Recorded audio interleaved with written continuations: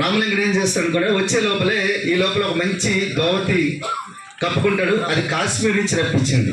చాలా అందంగా ఉంటుంది, చాలా బ్రహ్మాండంగా ఉంటుంది, చూడడానికి చమక్కని ఉంటుంది, అంత బాగుంటుంది, బ్రహ్మాండంగా ఉంటుంది.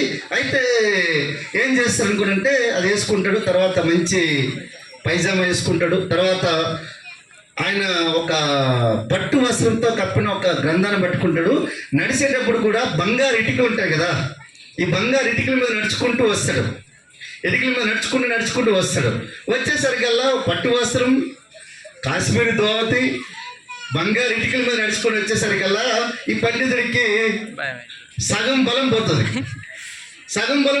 అరే ఏంద్ర నాయన వీడేంది ఎట్లా వస్తున్నాడు, వీడు ఇంకా నాకంటే పెద్ద పండితుడు లెక్క ఉన్నాడని. చూడండి, మనం ఇక్కడ ప్లాన్ చెప్పడానికి వెళ్ళేటప్పుడు మీరు డ్రెస్ కోడ్ ఎందుకు వేసుకొని వెళ్ళమంటాం, అర్థమైందా?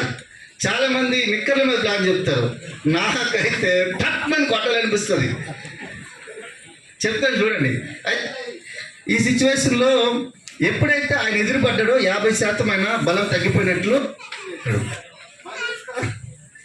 మీరు ఎప్పుడైతే మీకు పురాణం కూడా తెలుస్తుంది, వాలికి కనుక ఎదురైతే వాళ్ళ బలంలో సగం తీసేసుకుంటాడు వాలి, అర్థమైందా? అందుకే శ్రీరామచంద్రుడు వెనుక నుంచి పక్క నుంచి కొట్టడం జరిగింది, చంపడం జరిగింది.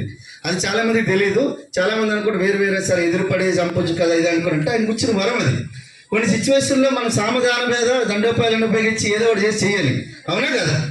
సో ఆ సిచ్యువేషన్లో రామలింగుడు ఏం చేస్తారంటే అట్లా వచ్చిన తర్వాత తీసుకొని పట్టు వస్త్రంతో ఉన్న చూసి, సరే ఎవరో పండితులు వచ్చారట కదా, నేను లేను, ఆయన ఏదో మాట్లాడారట కదా, సో నాతో ఓడిస్తే నన్ను గురువుగా ఒప్పుకోవాలనుకొని చెప్పాడు కదా ఆయన, సరే పోటీ ప్రారంభిద్దాం అనుకొని చెప్పి అంటాడు.